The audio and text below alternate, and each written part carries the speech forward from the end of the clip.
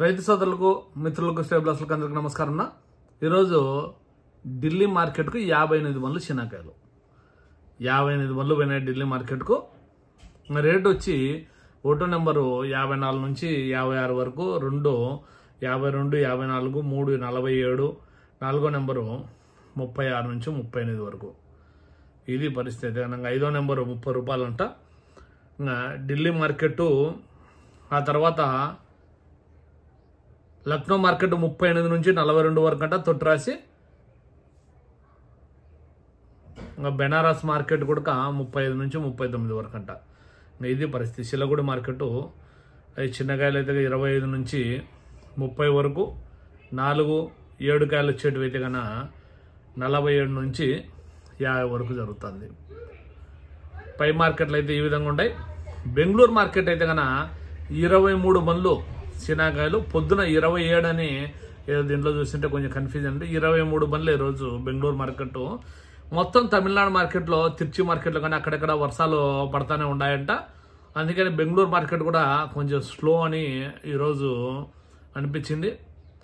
అందువల్లనే 50 నుంచి 56, 57 వరకే సూపర్ జరిగింది. 60 రూపాయలు ఎక్కడ ఈరోజు అంతగా జరగలేదని కూడా చెప్పినారు. లోకల్ మార్కెట్ కూడా పెద్దగా జరగలేదంట. 40 నుంచి 46, 47 వరకు సూపర్ జరిగిందంట. ఏమన్నా కాయ బాగుండి షైనింగ్ ఉంటే ఏమన్నా 50 రూపాయలు అమ్మిండవచ్చు అంతే. 200 బండ్లు మామిడికాయలు రోజు 200 బండ్లు అంట మామిడికాయలు. ఎక్కడి నుంచి వచ్చినాయి మామిడికాయలు? మామిడి కాపు తక్కువ ఉంటున్నారు. 52 బండ్లు దానిమ్మకాయలు.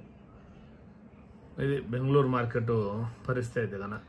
అనంతపురం మార్కెట్ విషయానికి వస్తే కన్నా 850 టన్నుల శనగకాయలు అనంతపురం మార్కెట్కు 36 రూపాయలు టాప్. 35, 36 రూపాయలు ఈరోజు టాప్ వేస్తాను. నిన్న 550 టన్నులు ఉంటే వేరియేషన్ చూడండి, 850 టన్నులు ఉంటాయి ఈరోజు శనగకాయలు కూడా ఎక్కడి నుంచి వస్తున్నాయో ఏమో అర్థమే కాకుండా కొంచెం తగ్గుముఖం పట్టినాయి అంటారు.